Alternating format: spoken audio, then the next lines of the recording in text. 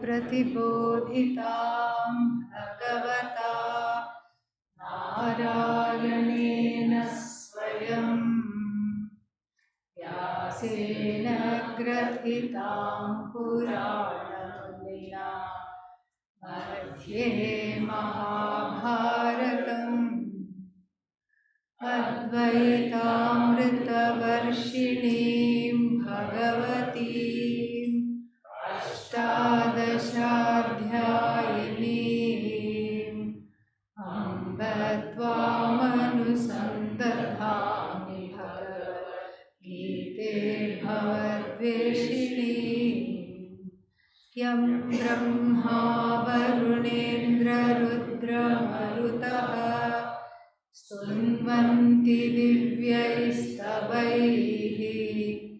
वेदैः साङ्गपदक्रमोपनिषदैः गायन्ति यं सामगाः ध्यानावस्थिततद्गतेन मनसा पश्यन्ति यं योगिनः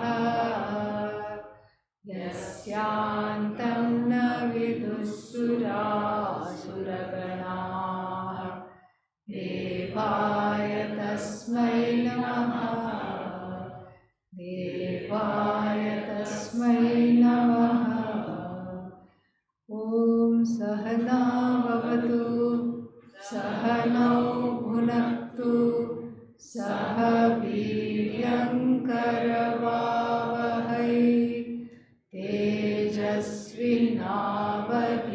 तेजस्विनावधीतमस्तु मा विद्विषावहै। ॐ शान्ति शान्ति शान्तिः।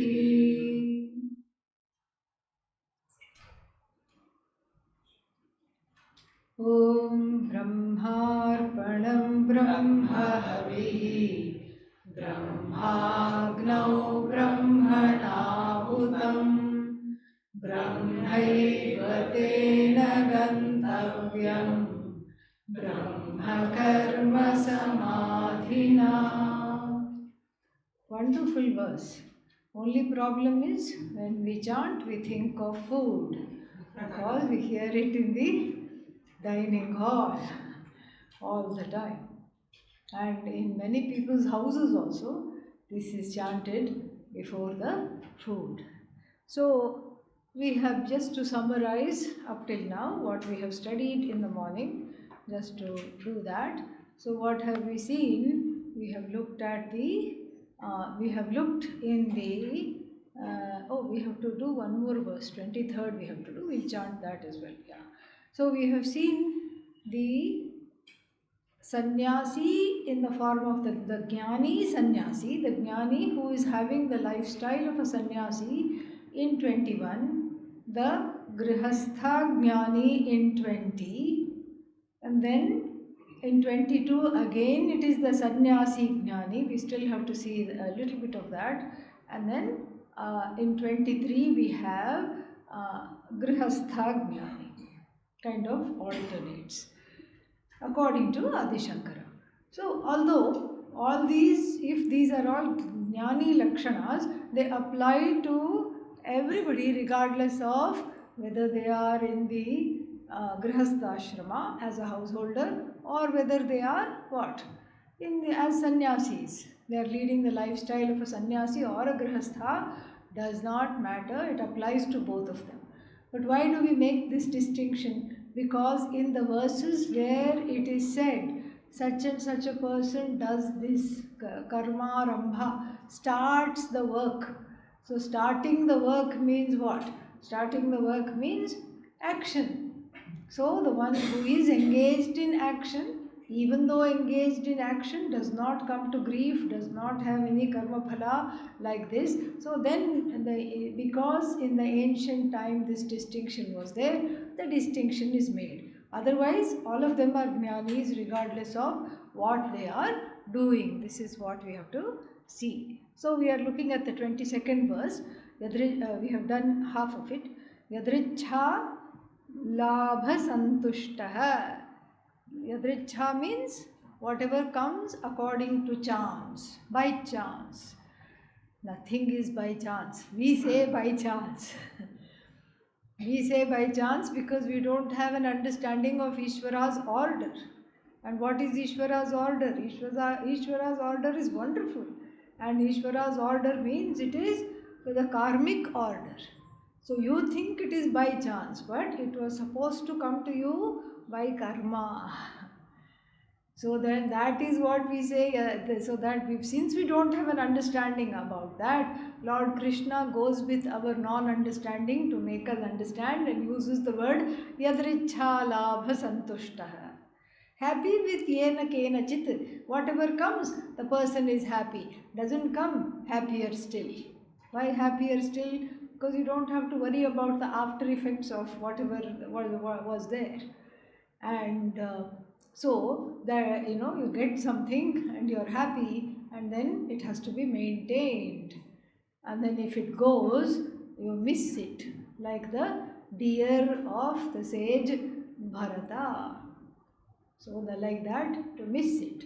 And so this way, not there, happy, it is there, happy. So yadrichha labha santushtaha. The person's cheerfulness does not belong to the objects.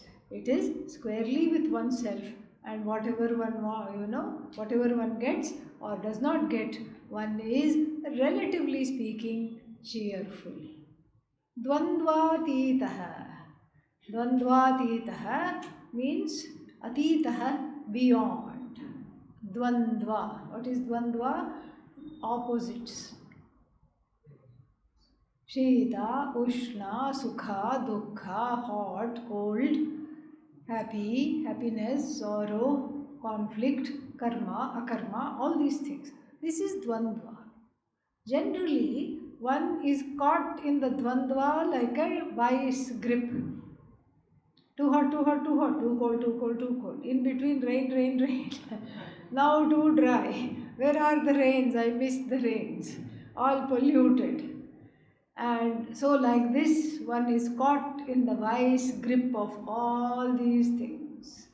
Very, very difficult situations, because one is like a football. This side, that side, this side, that side, constantly reacting to various situations. And the jnani is called beyond. Beyond means what? How can you go beyond? Because what is the lakshana of this world? What is the characteristics of this world? Full of dvandva. A dvandva here, a dvandva there, here a dvandva, there a dvandva, everywhere dvandva, dvandva. Old Mac Jiva, okay? So this is what it is. And so, like this, everywhere there is dvandva. How can you get out of dvandva? Who is this person, pray tell, who says dvandva, tita, beyond opposites? Beyond opposites here, cognitively. While remaining in a place full of opposites does not come under their spell. Why?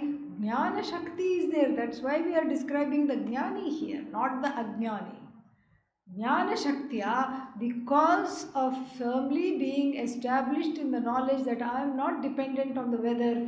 In fact, the weather is dependent on me. Because if I were dependent on the weather, then that's why it's called weather. Because nobody knows whether it's going to rain or not. That's why one comes under the spell. So many plans one makes. I'll go here, I'll go there. One Wednesday I'm going to go here. And then Bhagavan has other plans. Bhagavan thinks, oh, this person is coming to a samatvam, very nice place of equanimity. Let's not disturb them. How to not disturb them? Send in Varuna. And Varuna means copious rains, not just rains, copious rains. 108 times Varuna comes, and then what? All the plans are gone. So then the good mood is also gone. Not like that. So dvandvatitaha, a very important lakshana, characteristic of a person who has atmajnanam. Dvandvatitaha, meaning unaffected by that. See, this has to be taken in proper stride, because generally in the world there are two kinds of people. The first kind of people want to control everything till their dying breath, control, control, control. Even something small shouldn't be like this. They are very, very particular. This has to go be this way, this has to go my way, this is how it is. And the other kind of the people are kind of giving themselves over to fate. If it is supposed to happen, it will happen. You know, only for certain selected things. So for Vedanta, they will say, if I am meant to be in the course, I would have been there. Since I am not meant to be there, I am not there. And then what? But they will pursue the things they like very, very fully, like meals and outings. All that there will be Purushartha, but for certain other things they will not be Purushartha. Conveniently they'll say Yadricha, meaning it's still all in Bhagavan's hands. It's both these continuums, extremes of the continuum have to be avoided. I make the effort, and then if I make the effort and whatever I work for does not come, then what do? I make peace with it. That is yadricha labha santushtah. The santushti comes from making peace. Acceptance is that santushti. Santushti here, the cheerfulness comes from glad acceptance of what is, rather than constantly pining and crying out for what is not. So what is the question, not what is not. And so yadricha labha santushtah dvandvatitah. Dvandvatitatvam comes from Atmajnanam. Yadricha labha santushti also comes from Atmajnanam. Then finally one more word, Vimatsaraha. Matsara, Matsarya. Matsara, Matsarasya bhava, abstract noun, Matsarya. And what is Matsarya? Jealousy. Parasya utkarsham drishtva asuya. Intolerance. Seeing somebody else's rise in a particular field. Maybe you also are in that field, or maybe not, we don't know. But the thing is, seeing a person in a particular field, there is a kind of an intolerance. You get sad because they are enjoying a happy life.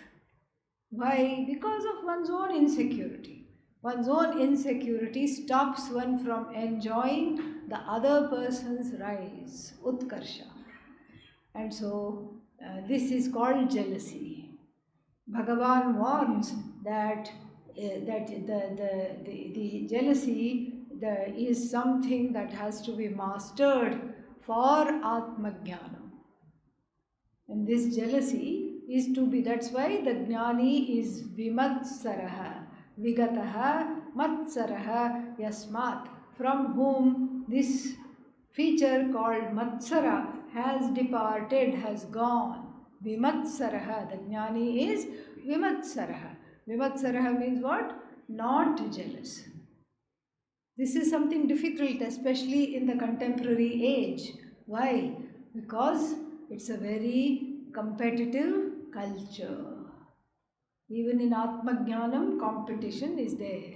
And who has more Atmajnanam? And people discuss about various sages. This guru has more Atmajnanam than that guru. Vasishta is more enlightened than Vishwamitra, whatever it is. So, this is a very funny kind of a charcha, because Atmajnanam does not have degrees, cannot be quantified, you cannot say such and such a person, such and such a Mahatma has three quarters of Atmajnanam. The other one has 1.5 Atmajnanam. You cannot say that, because it is not divided into parts. It cannot be quantified. But still the competition persists because we are products of this age of total competition we are products of, and because of that we get into trouble. And so here it's a very important caveat, vimatsaraha. This matsara, it's the it's the sixth last but not the least of that list, which begins with kama. What is that? Kama, krodha, lobha, moha, madha, matsarya. That is the, and so by talking vimatsaraha, all the other six are also all included here. Vimatsaraha. And then in the society we keep talking about healthy competition. And we don't say, in the Shastra there is no healthy competition. Competition is unhealthy because it makes you compare yourself against others and makes you feel despondent. That's what competition does. And so the Shastra does not glorify competition. The Shastra therefore says Vimatsaraha. So the Jnani, whether a sannyasi or not, is a dropout of society. You make a promise to Indra, who is always a little insecure about losing his place. Indra says, oh, this person is doing 95th Rajasuya Yajna, Ashwamedha Yajna. I better do something, only 5 more yajnas are left. I have to spoil his tapas. Like this Indra thinks. Varuna also has got his place. Lord Yama also has got their place. They all are guarding it very, very carefully. They don't want to give up their places. So the sannyasi, while taking sannyasa, says, all of you, from the celestials down to a small ant, you don't have to fear anything from me. I am dropping out of trying to compete for anything that you want. I will not snatch the food from the mouth of the ant. I will not displace Indra. This is the vow. This we don't take in certain traditions. There is what? Poverty, chastity, obedience, all these, the many vows are there. Even in the Buddhist Buddhist monks and nuns also take many vows. For us, there is only one vow. It is called Abhaya Danam. We give the universe the gift of Abhaya. That's why Vimatsaraha, because the dropout, total dropout. A conscious and deliberate dropout. Generally, dropout is not a very nice word. Nobody wants to call themselves a dropout. The sannyasi is the only one who proudly calls himself a dropout. A conscious, deliberate dropout. We have chosen to drop out. That is the one, that's why Vimatsaraha. And since the Jnanam, what kind of a Jnanam is this? Everybody is an extension of me. So if you do something I cannot, naturally I'll feel very happy. Because I couldn't do this, but you have done this. And you are nothing but an extension of me. This is how the Jnani looks at all the other people and the whole world as well. So, Dvandvatitaha Vimatsaraha. Then, next one, next line. Samassiddha. Samassiddhava siddhau cha. Siddhau and asiddhau samaha. Samaha means equanimity. We have seen this in chapter 2. Samatvam yoga uchyate.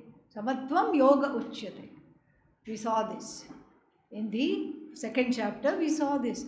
Equanimity with regard to the results of action is yoga. Learning to not be completely deflated by difficulty. Dukkheshu anudvigna manaha. Sukheshu vigata sprihaha. This is how the Jnani is. So samas siddhava siddhaucha. But why will the Jnani have success, failure, etc.? Well, supposing the Jnani writes a book. Nobody understands because it is like a plane going on top of the head.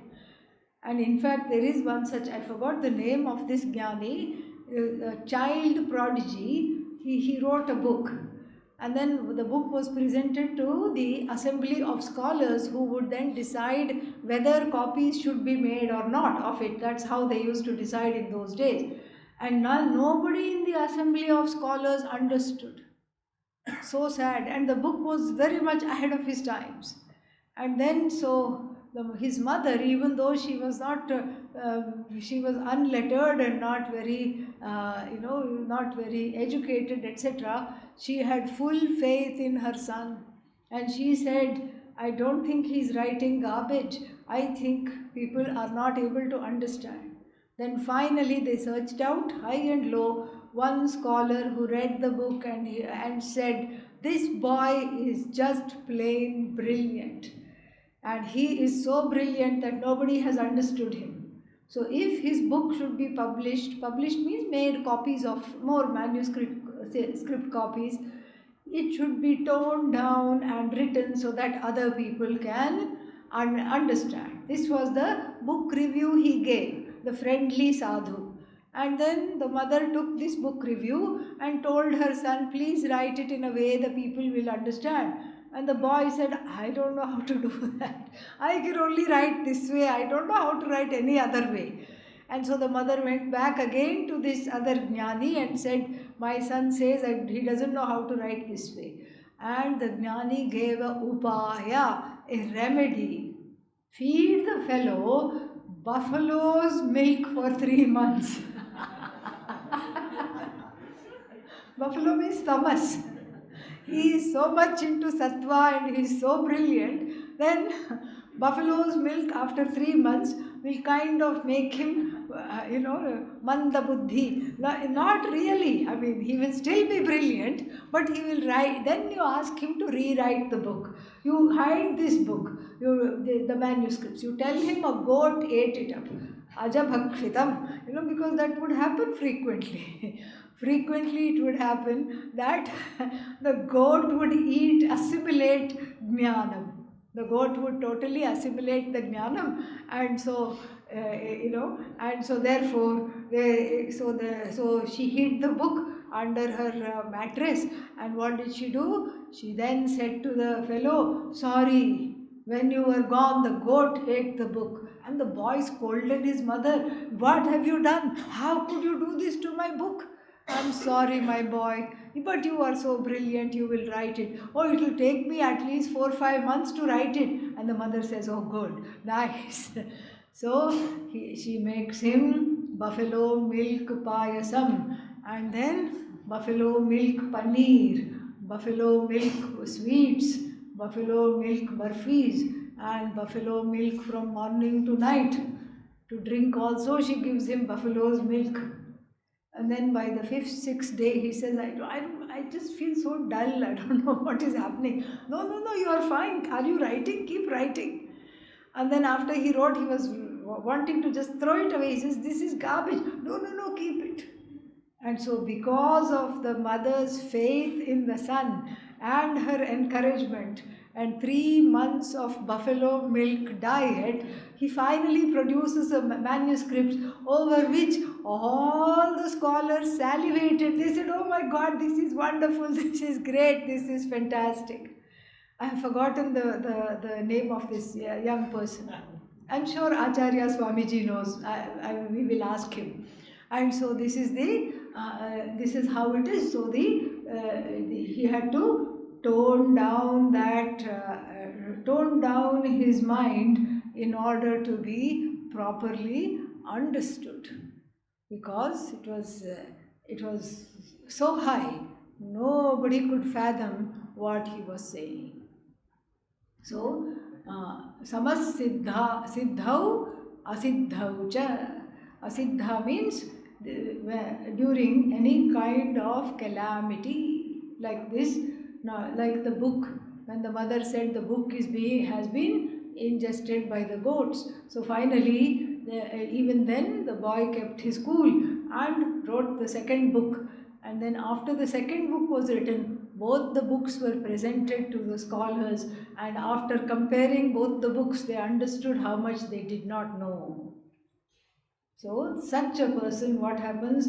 Kritva api na nibadhyate. So even writing the book, running an ashram, all these things, success and failure, because the first book was a fail. Nobody understood. The whole, imagine what it would have been for an Ajnani, the whole assembly of scholars rejecting your work. And that was the ancient form of peer review. And so the peers, what they are saying, not good at all, horrible book, who thought of this? Failure. And then again, if a jnani does other things like running an ashram, not a joke. Running an ashram is not a joke. It will run you crazy before you run it, and so it requires it requires a lot of shanti. It requires somebody who is very, very sure of themselves as Satchidanandam Brahma to be able to do anything in the world. So Samassiddha Vasiddhau cha Siddhi, Siddhau and Asiddhau Samaha. Kritvapi, no matter what she or he does, na nibadhyate, does not get bound, meaning no papa is accrued, no punya is accrued. Even if they are accrued, the jnani looks at them and says, what is this?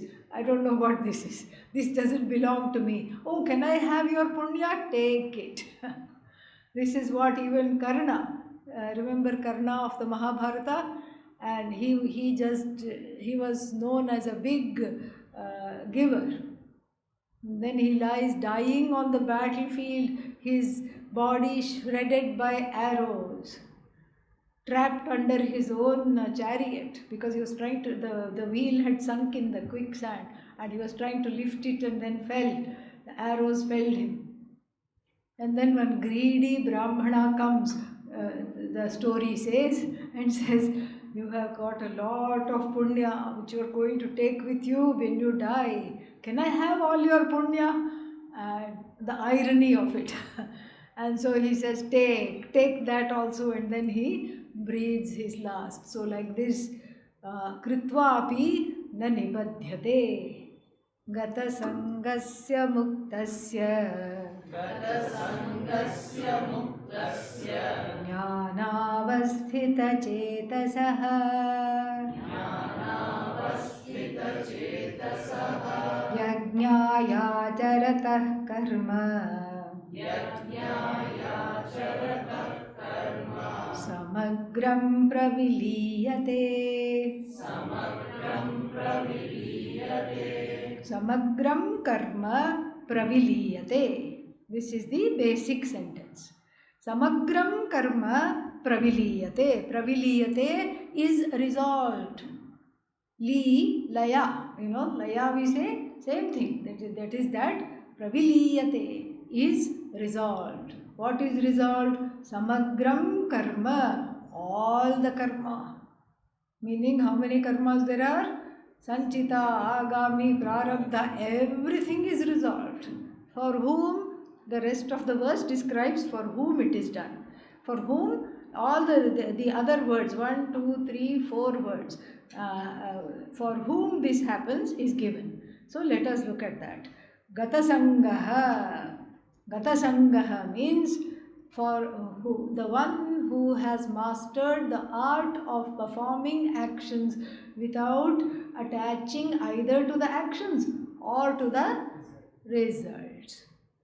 Not attached to the karma or to the karma phala. First level of growth is both are Ishvara. Give it to Ishvara. Whatever you are too fond of, give it to Ishvara, please hold it. And Ishvara will say, okay, Ishvara is holding the whole world anyway. So your ice cream also Ishvara can hold, no problem. No problem at all. Give it to Ishvara to hold.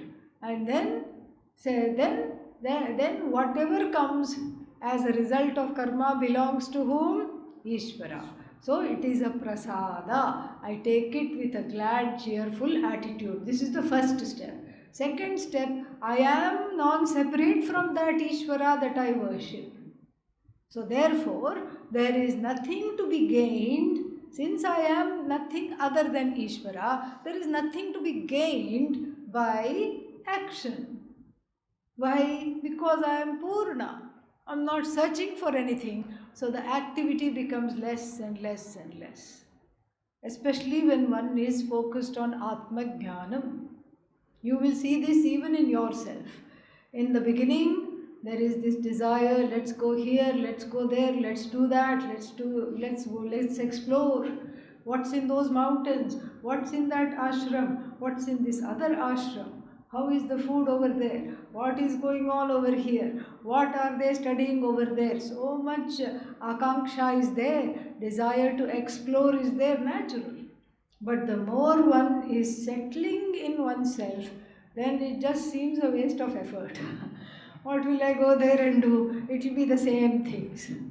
There also they will be wearing white, maybe they'll be wearing yellow, and then here also same dal and rice there, same dal and rice here, and same things over there, same things over here. You can see, and even if you go, I go to this set of mountains, and it is, then I find that it's no different from any other thing anywhere else. Then you come back to Om. Om is home. That is what the whole thing is. So this is what is called Gata Sangaha. Gata Sangaha means the one who is not looking for things, looking for experiences, looking for connections, looking for people, looking for situations, looking for accolades, looking for validation. No, nothing is being looked for. So Gata Sangaha. And who is this person? The person for whom there is no truck either with karma or with karma phala. Then such a person, next word, Muktaha. Muktaha here is not Jnani. Muktaha means free of dependency. Usually people want other people to hold as a walking stick. So the walking stick is what? Another person. Without you, I can't walk the road of life. This is the feeling. A very sticky situation. Why? Because there is a dependency. Without you, I cannot go do this. There is a dependency. And it's okay if it is there. It is good to be honest about it and understand how to mentally get out of it, cognitively get out of it. It's not about leaving the people. It's about having an emotional maturity so that when they are there, I enjoy them. When they are not there, I am not in a place of lamenting all the time. Because even this body can drop anytime, anywhere. This body is going to drop, that body is going to drop, every body, pun intended, is going to drop, every body is going to drop. One day or the other, that is what it is. Why? Finite. For that reason, because it is finite, it is not going to be around forever. So this way, I make my mind free of dependencies. Depending on things, depending on people, I always need a prop. And so that is the idea, is muktaha. See, physical dependency we cannot overcome. We have to rely on people for food. The farmer sows the grains. Then the grains, the lady of the house winnows the grain. You can see while going in the train and all. She stands on a hillock with a kind of a basket and goes like this, and all the husk goes and the grain remains. Then that grain is taken and then packaged, or it is pounded, made into a powder for chapati, etc. Then it is packaged and then it is sealed, weighed, priced, and then sent somewhere by truck or train, and then finally it lands on the plate. We depend on a whole chain of things. We depend on sun, we depend on rain, we depend on grain, all kinds of things. The physical dependency cannot be avoided. Even a sannyasi physically depends for the needs on the society. When we say muktaha, we are talking of emotional independence, reducing emotional dependency. And it's actually easier than one thinks, because there is a concept in the head. Oh, I don't think I can do without them at all. I have to have them. And then they go away somewhere, or they are not able to speak to you for some time. Then you find very refreshingly that you are able to be fine. you are able to go on, you are able to lead your life. And then so this way you free yourself. The jnani here frees himself herself from the emotional dependency. For such a person, gata sangasya muktasya jnanavasthita chetasaha, jnane avasthitam chetaha chetaha yasya saha. The one whose heart, mind, buddhi, etc. are residing in Atmajnanam. The one who has like a gulab jamun become marinated in the sugar syrup of the Upanishad Mahavakyas. The fragrant sugar syrup of the Mahavakyas. So first, frying in the hot oil of samsara, rescued by the slotted spoon in the form of the Guru. And what does the Guru do? Put all these jivas, jamun formed jivas in the form of the jamun in the form of jivas, into the 3-string sugar syrup, thick sugar syrup, flavored with rose water, flavored with saffron and cardamom. And then all of them are put there.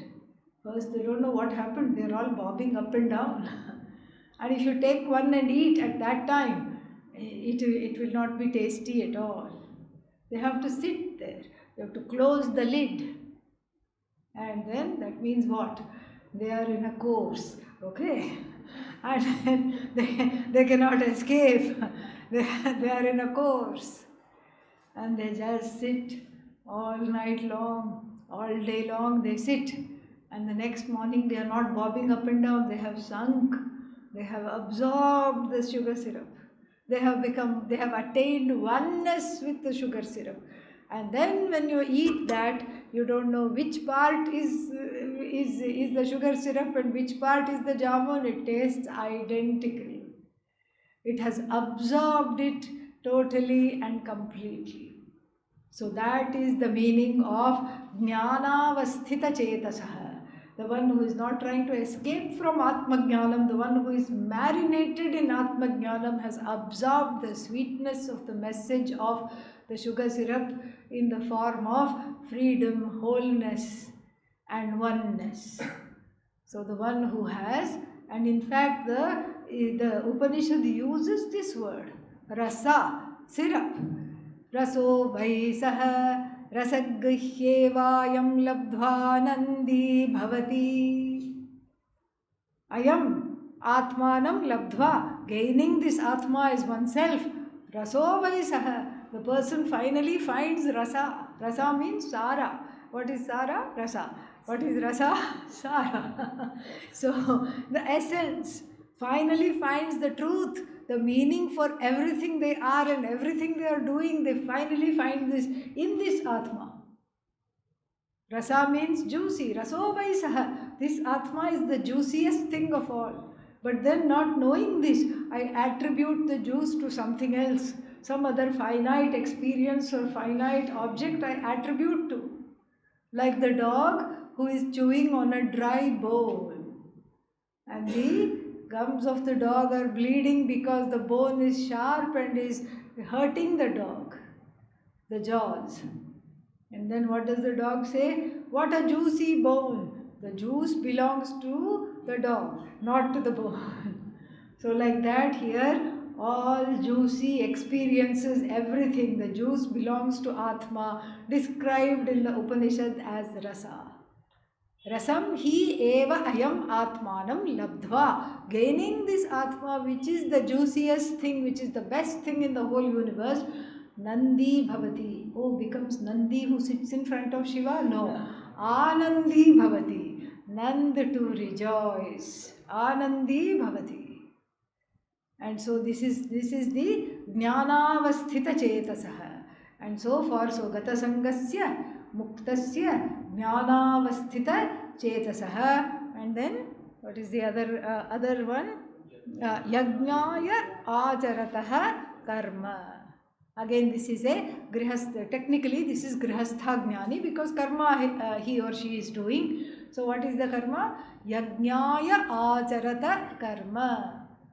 So he is doing acharana, he is following the karma, she is doing the karma, cooking, cleaning, whatever has to be done, reading, writing, going to office, all is being done. But in the form of yajna. What is yajna? Don't say fire ritual here, worship.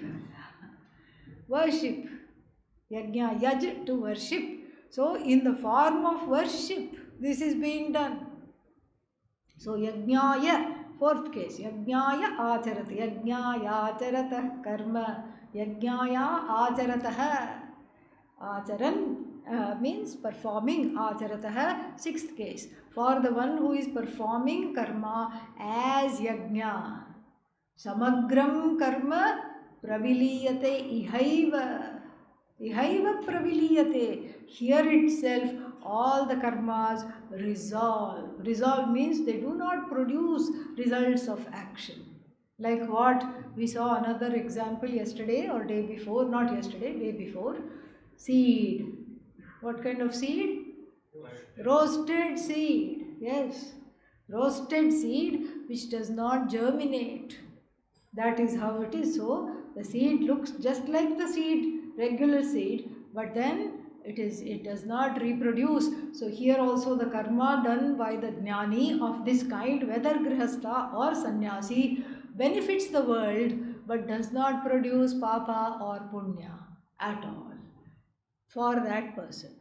And then, so this is the very nice verse. Yajnaya acharatah karma samagram praviliyate. So you see the basic sentence is samagram karma praviliyate, and the other four are for whom such a thing happens, they are all adjectival. For the jnani who is gatasangaha, who is without attachment, who is emotionally independent, who is marinating in the Upanishads, and then who is doing all karma as an act of worship. For such a person, everything is resolved. And then this famous verse, Brahmarpanam Brahmahavihi, etc. What does that mean? So, this is to show that everything is Brahman. And we chant it before food to remind ourselves that we are doing a yajna here, and then it is a yajna of, it's a hand to mouth yajna, and then it is a stomach yajna, Vaishvanara. There is a fire in the form of the Lord, which is in the form of hunger, is called Vaishvanara. It's a form of Agni. So Vaishvanara Agni yajna. And so this is the kind of yajna. So we don't take eating as an act of gluttony. Yeah. Yes, more. No. So this is a yajna. And so I'm very conscious of what I eat and that what I put in the stomach. I'm very conscious of this yajna. This is what is to be. This is why it is chanted before food. Let us translate and see. Brahma Arpanam. Arpanam generally means offering. Here Arpana means not offering. It means that spoon, chamas. Chamas in Sanskritam, chammach in Hindi. Same thing. Chamas. Chamas means what? Spoon. Ceremonial wooden spoon. It is long so that you don't have to sit close, you don't have to burn your hand. That's why it is deliberately long. A pair of long wooden spoons are there. In fact, in the first Valli of the Taittiriya Upanishad, we know that there was a person who had the biggest spoon among everybody. His name was Mahachamas. And then he had a son, Mahachamas. Mahachamasasya apatyam Mahachamas.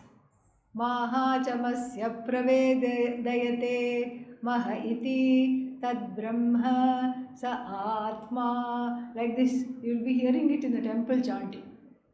In Adhishthana, it is chanted every day, first portion of the Taittiriya Upanishad, sometimes second portion also. You can listen for it. Mahachamas, son of Mahachamas, means the person had a huge spoon like Mahashalah, Shaunakaha, so Mahachamas. And so this chamas is called Arpana. So so what is the spoon with which I offer? Brahman. Now, whatever question I ask, the answer is what? Okay, remember that. Okay, so Brahma Arpanam. So, what is the spoon with which the ceremonial offering is made? Brahma. And Havihi. So, inside that spoon, something must be there. Dravya is there, correct? That is called Havis, offering. What is that offering? Brahma. Brahma Havihi. And then you have to offer it in a fire. What is the fire? Brahman. Brahman is the fire. Brahmagnau. And then who is the one doing the offering? Brahman. Brahmana Hutam. Brahman is the one doing the offering. And then, or you can take the person has hired a priest. That would be nicer because we need two people actually. So let's bring in the priest here. So the priest is doing the ritual. So the priest is doing the offering, we can say. So Brahmana Hutam means I have given the spiritual power of attorney to the priest to do the offering on my behalf. And so the priest is doing the offering. The Brahmana, who is Brahman here, is doing the offering. Okay. And then for what purpose is this being done? I already told you the answer. Yes. Yeah. The destination of the yajna, for whom the yajna is offered, is Brahman. And the results of the yajna, Brahman. Sadhaka, Brahman. Sadhya, Brahman. The wayfarer, Brahman. The destination, Brahman. Snacks along the way, Brahman. The mountains and the rivers and whatever you see, Brahman.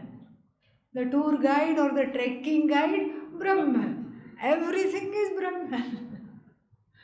It's all Brahman. And then finally, who is this being done by? Brahma Karma Samadhina. Brahma Karma Samadhihi.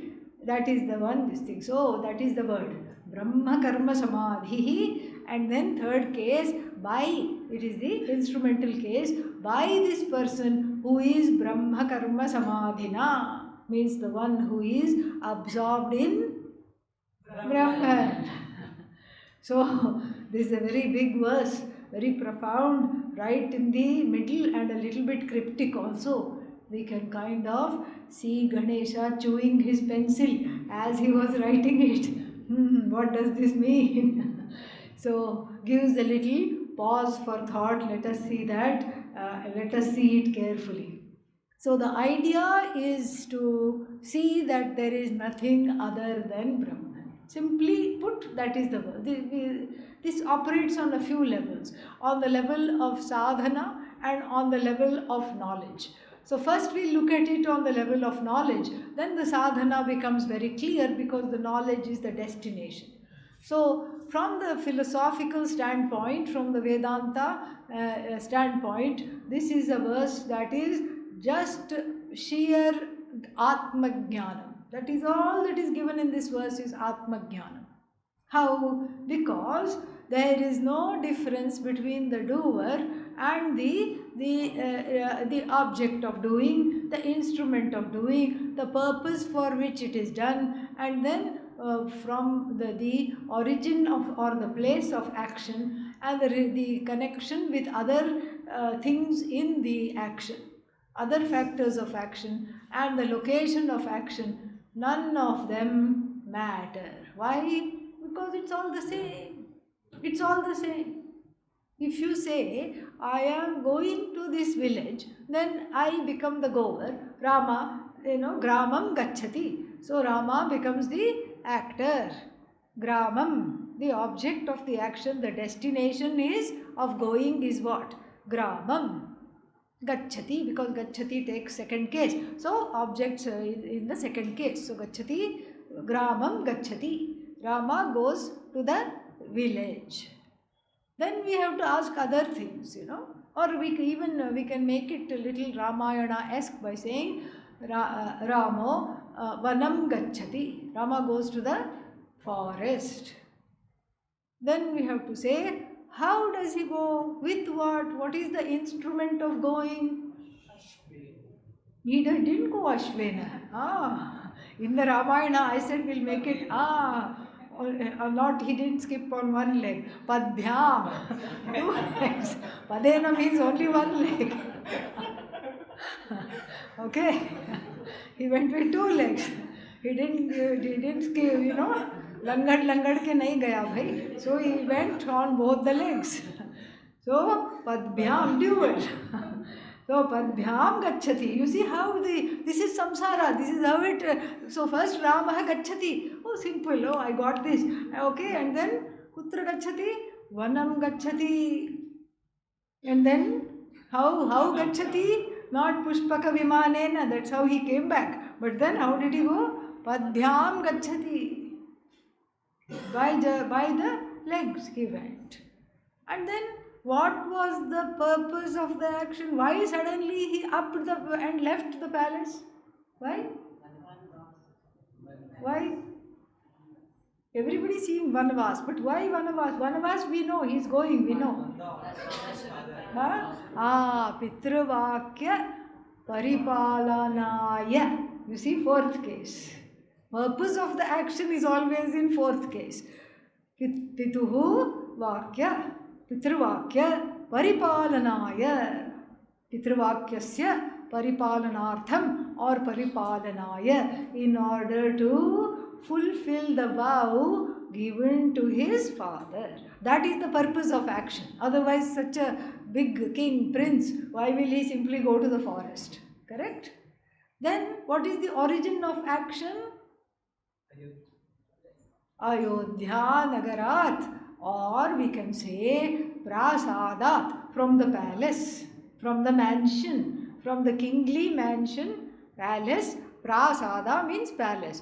Prasadat Ramaha Padbhyam Vanam Pitruvakya Paripalanaya Gacchati.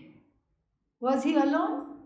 No. Sitaya Lakshmanena Saha Gacchati. Okay? So that is now in the, so we can say Patnyasaha Swapatnyasaha Swasya Patnyasaha Gacchati. Bhratrena Saha Gacchati. So then the other factors not connected to the action but connected to him come along. And then in this kind of a Rama who went to keep up the father's words and went to the forest, in this Rama I revel. Rame Rame. Rame Rame. In such a Rama I revel. In has come. So all these are called factors of action. Then when I say Hare Rama, then I am using the 8th case. Hey Rama of this nature, Hare, take away my papa, take away. This is what I pray. Correct? And so, how many factors of action are there? 8 in number. 8. And then each one is singular, and then plural, and then in between dual, Padbhyam. So this is how it is. And so suddenly Ramaha Gacchati has become such a complex thing. You see how you can keep on adding to it. It's called stacking the karakas. You keep stacking like that game. What is that game? You put these woods. Jenga. Jenga. You put these polished pieces of wood or marble pieces, and then you have to take out from the middle or from the end without disturbing anything. Impossible. Very, very rarely it can be done. And so therefore this is how the samsara is. It's all a stack of what? Karakas. And then when you analyze the karakas, they are just little suffixes. They are just suffixes. In, at, sya, all these are suffixes. That Ramena is Rama plus in. Ramena. Rama in, Ramena. At, Ramat. Sya, Ramasya. All these things. These are all just suffixes to words. And those suffixes become samsara, and prefixes also become samsara. And so like this, everything, just it's all stacked up, stacked up, stacked up. It's a karaka stack. Means the action and result is not so simple. It brings with it so many factors of action that even thinking about it, one is exhausted. One was already exhausted to begin with, and then looking at it, not at the grammar, okay, yeah, and then no, grammar is not exhausting, and then what is exhausting is the purport of all these karakas. Each karaka is a person, is a factor, and is a factor in the which is going to aid in the performance of the action and all the or the production of the results. That is what is exhausting when you look at all the karakas. And the karakas actually are mithya. The karakas are just what? Yes, they are just suffixes. They are not really there ultimately. It is just Brahman multiplying itself in the form endlessly, in the form of karta, karma, karana, sampradana, apadana, sambandha, adhikarana, etc. These are all factors of action. In English, they are called cases. Subject, object, instrumental case, dative case, and then what else? Ablative case. Fifth case is called ablative case. Sixth case is called possessive or genitive case. Seventh case is called locative case. Eighth case is called vocative case. And confronted with all this, one is a basket case. Okay? Ultimate case. Or a nut case. That's what one is. Because it's just mind-boggling. And then this is how samsara comes in, because there's all these people you bring in and all these things that are there, accoutrements of action, and then you have to deal with the results of action, and then the results of action produce more action. When we understand, all of them are what? Brahman, I told you the answer. Ye kya baat hai? Even after telling the answer, it's not coming. So once we understand all these are what? Brahman, then there is no problem at all. Then it becomes fun. When you understand it is Brahman, everything becomes as though I am this Brahman who is going to the dining hall to eat another Brahman in the form of rice and dal. I am Brahman, eating is Brahman, eaten is Brahman, and the server is Brahman, and then the food is Brahman. And for the sake of health, which is also Brahman, for the sake of the upkeep of this body, which is Brahman. And so when I see this, then it all becomes fun. It doesn't matter what is served, it doesn't matter who goes, it doesn't matter who doesn't go, it's just all beautiful. So this is the philosophy of oneness in one verse, aptly, fittingly put. And so this is what has to be assimilated. That this is called karaka upamardhanam, the killing of the karakas. So killing off means what? Not really, you don't take a gun and shoot the karakas. What do you see? You kill them off in the light of knowledge. In the light of knowledge, the karakas curry away because they are useless. If there is only one thing, then there is no, it cannot be called a subject, because subject is relational. And then there is no object, there is no instrument, there is no purpose, there is no action. Can consciousness, Brahman, perform action? No. No action. And if there is no action, there is no result of action. There is no feeling lost, there is no search, there is no end. And the end being yourself, which is Brahman, is to be cognitively understood. This, in short, is the philosophy of oneness that is iterated beautifully and poetically in this verse. Now, we can use this verse as a sadhana to grow into a person for whom this knowledge is easily assimilable. We can use this as a sadhana to grow. And how to do that, we will see in the next class.